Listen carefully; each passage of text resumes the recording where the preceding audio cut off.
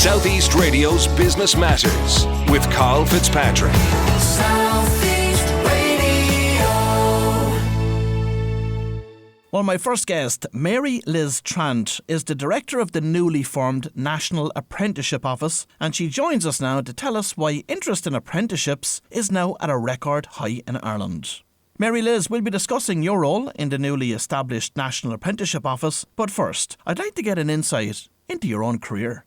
Morning, Carl. I'm a teacher by background. I started off teaching early school leavers, actually, and then moved on to second level students working in Ballyfermot. And then I moved into, the education world. I started working in higher education and then on to Solace and into the whole area of apprenticeship. And that's what led me to my current new role in the National Apprenticeship Office. And of course, the National Apprenticeship Office is a brand new organisation. So what can you tell us about the National Apprenticeship Office and what you hope to achieve over the coming years? Well, the office has been announced by Minister Simon Harris, the Minister for Further and Higher Education, and it's a big new development to, to really get apprenticeship moved into a whole new phase in Ireland. There's been a lot of work underway over the last 5 years to expand apprenticeship. And there was a new action plan then launched by the Minister last year, which kind of set out additional investment and a very ambitious plan to put apprenticeship kind of on the map in Ireland as a major route to skills development.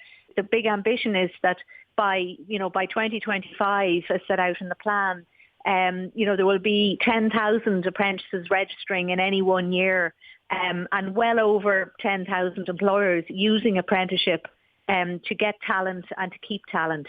2021 was a record year for new apprentices registering in Ireland, wasn't it? That's right. We actually had over 8,600 by the end of 2021. That's actually as high as it was before the crash.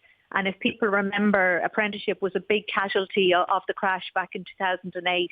There was, just overnight, there was a lot of apprentices lost their jobs, and apprenticeship got was in a really difficult situation for a number of years as the economy struggled. But we're delighted now that it's built back up, and it's built back up in a very sustainable way. Mary Liz, what do you put this increase in demand for apprenticeships down to? Well, I think last year there was a lot of pent-up demand. So, 2020, obviously, as everybody knows, Ireland as well as most other countries, in the world were kind of shut down. There was a lot of people just not able to do what they wanted to do, and a lot, so the numbers in apprenticeship were down. So I think part of what we saw last year in 2021 was that starting to bounce back. But also, a lot of new investment in areas like climate action, in construction. We've got the the Housing for All strategy.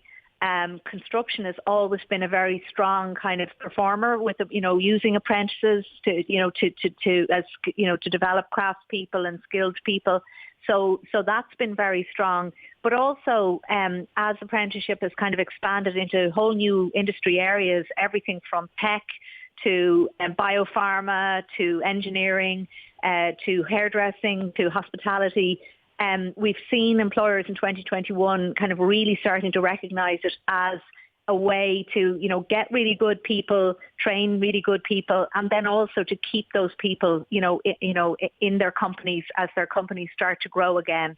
And traditionally it has to be said that there has been a certain amount of snobbery directed towards apprenticeships. Is this changing, and what needs to be done to bring apprenticeships on par with third level options?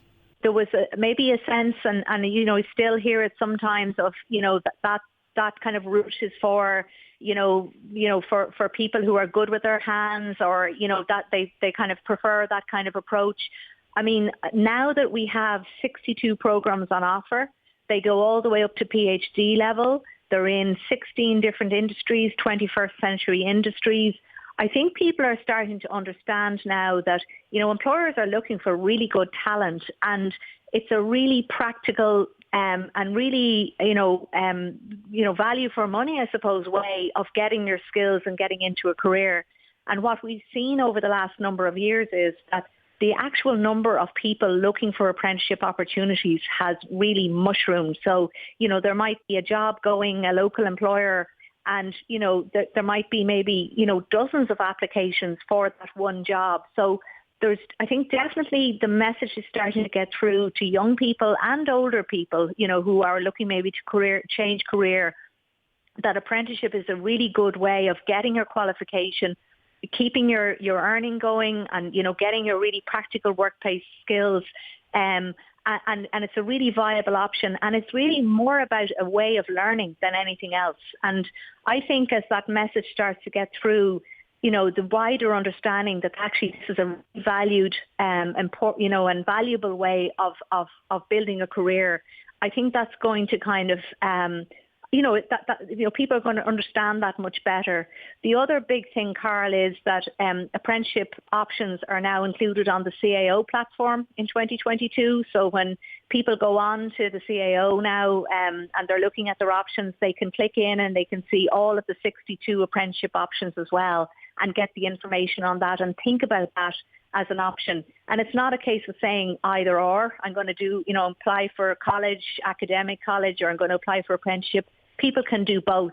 Yes, I think that's a very positive development, and I've always been a believer as well, Mary Liz, that apprenticeships are the solution in some respects to long-term unemployment. Like, one of the things that we were so pleased about last year when we got those 8,600 plus registration was every single one of those was a job. And we know that the profile of apprentices is still relatively, it's under 25, relatively young people. And like all other countries, we had a lot of youth unemployment because of the pandemic. So that was a fantastic contribution to that challenge. So I think, that's very significant. We have now, as of the beginning of this year, there's over 24,000 people training in apprenticeship in the country. So that's 24,000 jobs that employers are providing while they're also training people and giving people career development.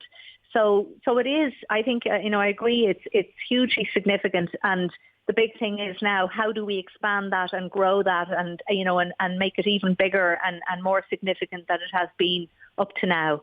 And before Christmas, Minister Simon Harris announced an annual grant of €2,000 for employers who employ apprentices in one of the 37 apprenticeships which have been established since 2016. What can you tell us about the eligibility criteria for this grant, and how can employers apply for it? We're just finalising the details, which are going to go up on www.apprenticeship.ie. 3 simple steps for employers to apply, to be, find out if they're eligible for the grant and how they're going to get access to it. So to run through those steps very briefly, an employer who employs an apprentice on one of those 37 newer apprenticeships, that's they aren't craft apprenticeships, and the employers don't get a training allowance.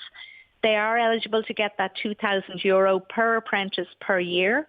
And the way it will work is, in May of this year, we will be writing to those employers, because we have all of those records, to confirm with them that they have that apprentice or apprentices on their books. And once they confirm that, we will then be making arrangements to give them a first payment of €1,000. And then at the end of this year, then we will be making the second payment of €1,000. And that will be then, they'll be eligible then for, a further payment in 2023 and onwards, depending on the length of the apprenticeship. As you mentioned, there are new apprenticeship programmes coming on stream every year. But are there any particular industries that you would like to see new programmes developed in over the coming years? Well, there's the whole digital world, Carl, and we have a network engineering apprenticeship. And we have a really interesting kind of suite of apprenticeships in cybersecurity coming down the track. As everybody knows, cybersecurity is so important now for all companies. So that's really working well and developing. But there's a whole load of other kind of new areas, to do with data analysis, to do with data visualization, to do with, how technology is optimized in our daily lives. And I think, apprenticeship is going to play a really strong role in that over the coming years. I also think, the area of biopharma and pharmaceuticals, another really strong and growing area, and, vaccines and all of that area that we're also familiar with from the last 2 years. So I think that's going to be another really strong one too. And maybe a final area I'd mention is the whole area of green energy, renewable energies, renewable technologies. Again, we're seeing a lot of employers and industry groups coming forward and inquiring about, how, developing apprenticeships in these areas. Well, I suppose the big one, Carl, is to, through the office is, I suppose, to be, an innovator and a pioneer now in this next phase of expansion of apprenticeship in Ireland, to get to a point where, apprenticeship is on a par with all other education and training options. People look at it very seriously as, an option, a way of actually developing their skills. And I think, that's a kind of a big goal, and we have to work at it in a whole load of different ways and come at it from a whole load of different directions. But I think we're well on the way, and I think that would be a super achievement, over the next number of years. And, the concrete outworking of that is that, we have a very large and vibrant population of apprentices, that are training at any one time in Ireland, well over 30,000 at any one time. We have very strong registrations each year. Our number of employers using apprenticeship as a pipeline, it grows. It's about 8,200 employers in the country at the moment. That grows up to maybe about 15,000 employers at least by 2025. So I think, that there's, and we've a lot of kind of work to do to kind of really get this established and understood and known as a quality route to education and training and to a career. So that they are the kind of the big objectives that I think if we can achieve those, and I'm confident we will.